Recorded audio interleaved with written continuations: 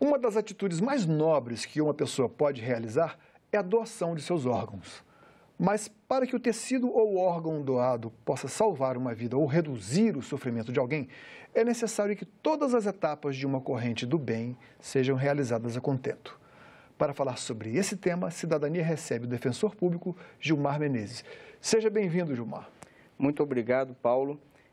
Estamos aqui hoje, para esclarecer alguns pontos e para demonstrar aqui como trabalha a Defensoria nessa empreitada que é muito importante para os brasileiros. Bom, eu queria começar comentando um vídeo que a nossa equipe preparou aqui sobre uma inovação recente, acho que foi inclusive do ano passado, que você está por dentro disso, pode até ilustrar, que foi o fato da Presidência da República ter tomado uma providência no sentido de colocar um avião da FAB à disposição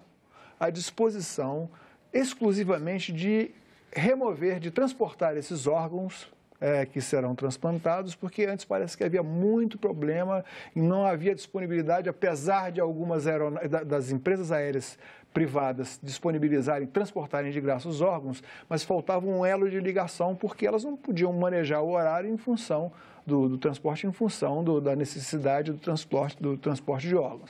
Eu queria que você comentasse isso.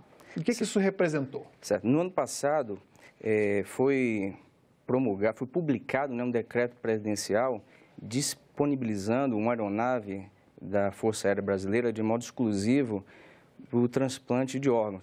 Essa aeronave ela fica disponível para o Sistema Nacional de Transplante de Órgãos. E o que é que ocorria?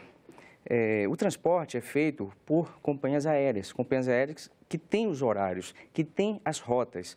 Então, pela necessidade de rapidez no transporte, até porque um órgão fora do organismo humano, ele tem um prazo de validade muito exíguo, que geralmente não ultrapassa as 6 horas. Então, você possibilitar fazer com que uma aeronave da Força Aérea Brasileira esteja lá à disposição a qualquer momento da equipe de transplante, isso fez com que... Ok. Então, nós vimos aí, inclusive, o órgão já sendo transplantado para uma pessoa na sala de cirurgia. Bom, João, eu queria que você falasse o seguinte, onde esse avião fica lotado? É um avião que é escalado em várias regiões do Brasil, ou então ele fica aqui centralizado em Brasília? A maioria dos aviões da FAB fica no hangar aqui em Brasília, mas nada impede que... outras aeronaves sejam mobilizadas para isso. Exatamente. A prioridade agora não é mais de da autoridade que chegar para determinar, não, eu preciso de um avião. Sempre essa prioridade será garantido que, independentemente disso, haverá um avião para atender o transporte de órgãos. A prioridade atualmente é para o salvamento de uma vida. A prioridade não é para o transporte de uma autoridade. Então, foi muito feliz o presidente da República quando promulgou esse decreto regulamentando e disciplinando as regras. Bom, a gente ainda não tem uma avaliação de quantas vidas essa providência já foram salvas por essa providência, porque isso, inclusive, acarretaria que se fizesse um levantamento de quantos órgãos foram perdidos, porque não houve o transporte aéreo na ocasião que os órgãos estavam prontos para serem entregues. A gente tem um levantamento também numérico da evolução até o ano passado de quantos transplantes foram realizados. Eu queria que você comentasse os dados que nós temos aqui na tela para que a gente pudesse ter uma avaliação do crescimento da evolução de 2010 até 2016. Foram 113% transplantes de coração a mais, 18% de rim, 34% de fígado. Bom, o transplante de coração eu acredito que pode ter tido uma influência maior em razão dessas 6 horas que o coração fica disponível fica válido ainda para ser transplantado para uma outra pessoa. Medula óssea, 39%, 53% pulmão e um aumento de 103% de potenciais doadores. É aí que entra a Defensoria Pública, exatamente onde você trabalha. Que tipo de trabalho você está executando, a Defensoria executa, no sentido de convencer esses potenciais doadores e em que casos a família também tem que concordar?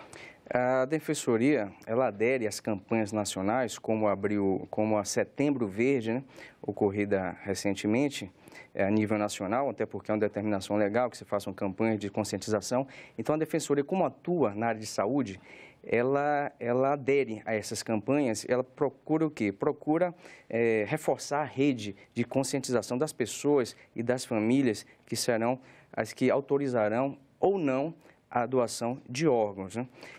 Por exemplo, no caso de hemofílicos que precisam de imunodepressores e que estão na fila para transplante de rins, a Defensoria tem feito um trabalho muito próximo através dos defensores regionais de direitos humanos.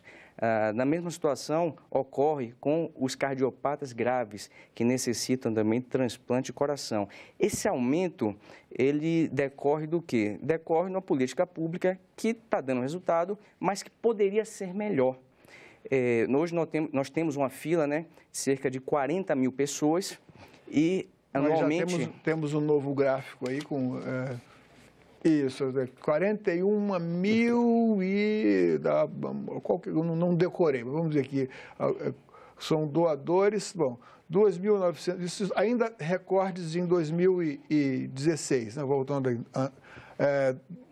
2.981 doadores, 357 transplantes de coração, 1.195, agora não é mais em percentuais, mas o total de órgãos transplantados durante o ano de 2016. Ok. Então, vamos ver agora o total de pessoas, de doadores, né? Que é um problema, inclusive, a resolver. Nós temos na fila de espera, poucos doadores temos, né, na verdade. O Brasil está encaixado em 14 doadores para cada 1 milhão de pessoas. E na fila de espera temos 41.042 pessoas, né? O que é a taxa de aceitação familiar, que eu deduzo que deve ser baixa, né? 57%. Significa o quê? Que a própria pessoa deixando em vida a autorização o órgão terá que passar ainda por uma autorização da família, é isso? Sem dúvida. Decorre do comando legal. Após a morte, após a constatação da morte encefálica, a família, é feita uma entrevista com a família e a família tem que autorizar por escrito, na presença de 2 testemunhas, a doação dos órgãos da pessoa que foi eleita para doar, né? Então, não basta que a pessoa doadora ela manifeste de modo escrito e não avise a família. Ou seja, na carteira de motorista, eu não sei se ainda consta isso, é doador de órgãos e tecidos. O que aconteceu foi que no ano de 2001 foi editada uma medida provisória dizendo o seguinte, quem não manifestasse a intenção de não doar seria doador. Então, em princípio, todos somos doadores. Até que... Mas essa norma gerou uma corrida muito grande aos institutos que emitem carteira de identidade, né? Então, ela foi revogada. E, atualmente, a pessoa tem que manifestar para a família saber se ela tem a intenção ou não de doar. Mas é etapa indispensável. A família tem que autorizar. E quem da família? Tem que respeitar a ordem de vocação sucessória, de vocação hereditária. Então, cônjuge, filhos, na falta desses, os pais. Então, tem uma ordem lá de vocação hereditária, né, que está no Código Civil, que tem que ser observada. Muitas vezes tem... Parentes até que grau podem autorizar? Até quarto grau. Isso significa primos... Até quarto grau, se chegar, exatamente. Em não havendo uma outra pessoa de parentesco mais próximo. Exatamente. Agora, o que está faltando, na sua opinião, para sensibilizar as famílias? Existe, né, por parte da Rede Nacional de Transplante de Órgãos, Sistema Nacional de Transplante de Órgãos, existem campanhas, né, de conscientização da população e como a população brasileira ainda está numa fase evolutiva diferente dos países que estão aí há mais tempo, consolidados, democracias consolidadas, nosso sistema educacional ainda está em evolução, há necessidade a necessidade de manter e evoluir na campanha de conscientização da população, porque somente dessa maneira vai ser possível o quê? Aumentar a quantidade de doadores e fazer com que essa fila termine. Em que casos a pessoa pode doar um órgão ainda em vida? No caso da doação em vida, a pessoa pode doar para parentes até 4º grau, que é o primo, né? Sem autorização judicial, e com autorização judicial para terceiros. Mas por que isso? Por que com autorização judicial, já que a pessoa é capaz? Para evitar que a pessoa seja coagida a doar ou que a pessoa faça parte de uma rede ilegal de comercialização de órgãos. Assim, mas o órgão que será doado certamente será um órgão que já existe em duplicidade. A pessoa, o doador, potencial doador, deve ser examinado por um médico ou uma junta médica que ateste que aquele órgão não vai lhe fazer falta. Ou no caso de órgão único, como por exemplo o fígado, que é um órgão capaz de se regenerar em um grande percentual. Eu acredito que um transplante de até, não sei, estou perguntando também, de até 30% do fígado, que a pessoa doa, ela não ficará comprometida, não representará um risco. Em que casos? Vale aí a questão do parentesco também? A lei estabelece de modo expresso que somente há possibilidade de doação de órgãos duplos ou de parte de órgãos que possam se regenerar, como o fígado, né? E para parentes, sim, para parentes, mas como eu falei, também para terceiros, mediante autorização judicial. A autorização judicial, no caso de terceiros, ela vai visar o quê? Coibir a prática da comercialização irregular de órgãos e também verificar se está havendo uma coação indevida ao doador. Nós estamos falando aqui também de uma questão que não é meramente apenas da sobrevivência da pessoa. Vou fazer uma pergunta para você. Você é advogado, claro, já atua já milita nesse campo já há algum tempo. No caso de uma senhora que tenha extirpado os órgãos reprodutores, o útero, as trompas, e que ela tiver armazenado algum óvulo e que ela queira alugar uma barriga para que a pessoa tenha um bebê que tenha sido gerado por ela, mas nasça de uma outra mulher, seja alimentado e cresça até o momento do nascimento. Isso a lei brasileira permite? Veja bem, a doação de óvulos e espermatozoides, ela não está abarcada pela lei de transplante de órgãos. A questão da barriga de aluguel... Não se trata de um órgão, né? Mas, enfim, a barriga de aluguel, de uma certa forma, é a cessão de quê? Do sangue que circula, do oxigênio que circula também, dos nutrientes da pessoa para uma nova vida. O que diz a lei brasileira? Não há disciplina específica sobre isso. A lei brasileira, ela não tem nada, não tem nenhuma lei dispondo a respeito disso. Você pode o quê? Pode fazer interpretação através do Código Civil, mas é uma prática que não é fomentada pelo nosso Estado, que não é fomentada pelo nosso Sistema Único de Saúde, mas existe. O médico que fizer isso, ele está sujeito a alguma sanção, alguma punição? O médico, ele tem que observar o Código de Ética do Conselho Federal de Medicina e, sim, tanto no caso de transplante de órgãos, quanto no caso de barriga de aluguel, ou de práticas que não estão autorizadas ou que estão proibidas pela lei, o médico está sujeito à sanção administrativa, à sanção civil, à sanção penal. Mas, para deixar bem claro em relação à barriga de aluguel, essa foi uma prática bastante utilizada por pessoas, moradores de países ricos, em países chamados países de terceiro mundo, como na Índia, principalmente, né?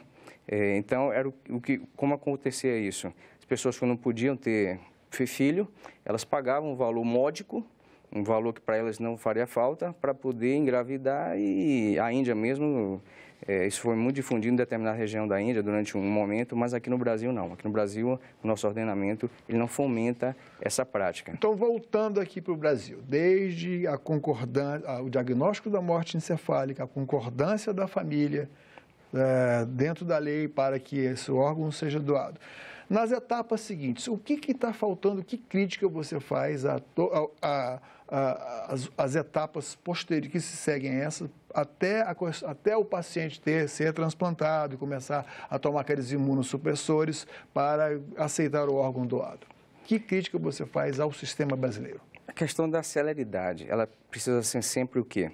A celeridade na captação e na retirada e disponibilização dos órgãos doados no sistema após a morte. Então, o que pode ser? Sempre pode ser melhorado. O sistema nacional, ele precisa estar sempre conversando entre si. O Ministério da Saúde é o órgão hierárquico máximo e ele é o gestor, né? E tem os hospitais credenciados, tem a rede regional e tudo isso é feito dentro do SUS. E o SUS é muito grande, o SUS faz tudo. O SUS, ele disponibiliza a população desde fralda geriátrica até, no caso, ele providencia o transplante de um órgão. Então, essa prática tem sempre que estar sendo fomentada, tem que sempre ter verba destinada para possibilitar o transplante do órgão. Então, a crítica que eu faço pontual sempre o Estado tem que disponibilizar um valor maior a cada ano para que essa rede funcione cada vez melhor. Esse valor tem sido contingenciado, tem sido reajustado? E o que tem acontecido? Pelo menos de 2010 para cá, que é mais ou menos o escopo, o intervalo de tempo que a gente tem não temos estatística disso, nem vídeo. Então... Com a emenda constitucional 95, né, houve a limitação do teto de gastos e várias despesas, elas foram limitadas, não foi diferente para a saúde. Entraram também em contingenciamento. O contingenciamento ele é feito quando há um déficit e aí o governo estabelece quais são as prioridades, mas no caso do Ministério da Saúde ele também enfrenta essa prática. Agora, em relação à rubrica específica transplante de órgãos, eu sinceramente não tenho como dizer se eles estão conseguindo executar o que foi orçado ou se está vendo o quê? Ou se está vendo uma redução e estão tendo que observar essa redução que é chamada, muitas vezes, de contingenciamento. Gilmar, é claro que do ponto de vista dos parentes que estão aguardando e das próprias pessoas que estão aguardando na fila do transplante, há um certo grau de desconfiança até justificável, porque, afinal de contas, trata-se de um sofrimento. Nós temos aí com o transplante de rim, que é o transplante que se tem mais experiência, talvez seja um dos mais realizados depois do transplante de córnea, que é o que é mais simples ainda. O transplante de rim, a pessoa espera, em média, de 5 a 7 anos do momento do diagnóstico em que será passível, será necessário que a pessoa faça um transplante até recebê-lo. Existem motivos para que se desconfie dessas filas de transplante, da forma como elas são ordenadas nos estados? A que critério elas obedecem? Todos os sistemas são falíveis, mas nós verificamos que o sistema funciona bem. Então, nós não podemos lançar falsas suspeitas, né, sobre o sistema funciona bem, o sistema é rígido. É claro que, eventualmente, pode acontecer o quê? Pode acontecer alguma burla que macula, mas macula especificamente aquele caso, não macula o sistema. No caso da lista, né, tem uma lista nacional de espera, então essa lista vem sendo observada e às vezes uma pessoa passa à frente da outra, porque isso é verificado através de critérios médicos. Critério médico. Exatamente, critérios médicos estabelecidos pelo Conselho Federal de Medicina, são critérios pré-estabelecidos, e se houver o quê? Se houver uma prática ilegal, essa prática pode ser questionada judicialmente, mas essa é a exceção e nós defendemos que isso tem que ser feito da maneira mais clara, transparente e ser resolvida sempre que possível na esfera extrajudicial. Existem avanços também na medicina, no SUS, até em alguns tratamentos que são universalizados, por exemplo, tratamento clínico para a hepatite C, que hoje, graças a uma descoberta bastante recente, muitos pacientes deixarão de ser candidatos a transplante de fígado, porque o tratamento tem muito menos efeitos colaterais. Acho que chega a alcançar 90% de cura e o tratamento agora se resume a meses e não mais um ano ou um ano e tanto de um medicamento, uma combinação de medicamentos que causava uma série de efeitos colaterais. Mas, enfim, o que você acha que poderia mudar nas leis, já que nós estamos aqui no Congresso, o Congresso que faz as leis, no sentido de melhorar esse atendimento, no sentido de privilegiar as pessoas que precisam realmente do transplante de órgãos? A lei atual sobre transplante de órgãos, a lei de 97, ela já está há 20 anos, ela fez com que houvesse um incremento na quantidade de doadores de órgãos, né? E a questão não é legislativa. Eu não sou adepto, não sou favorável à inflação legislativa. Nossa até lei a lei é perfeita, suficiente, o decreto que regulamenta a lei 9434/97, ele é suficiente. Essa lei já foi alterada, se verificou a necessidade de voltar atrás, então o texto dela atual satisfaz e a questão realmente é de conscientização, é de campanha de conscientização da população para que as famílias autorizem a doação de pessoas elegíveis à doação no pós-mortem. Gilmar, muito obrigado pela sua presença aqui no Cidadania. As portas estão abertas, é uma campanha, afinal, de alto alcance social. Enfim, trazer esperança de volta às pessoas. Obrigado pela sua presença no programa. Eu que agradeço. A Defensoria está à disposição. A Defensoria é uma instituição que tem como atribuição constitucional promover a defesa dos direitos humanos. Muito obrigado mais uma vez. Mande suas críticas e sugestões para nós. O WhatsApp é 61 999 66 16 16. Caso prefira telefonar, ligue para o Alô Senado, 0800 61 22 11, é de graça. Agora, caso queira ver de novo ou baixar uma cópia de qualquer um dos nossos programas, acesse senado.leg.br/TV. Obrigado pela atenção e até o próximo Cidadania.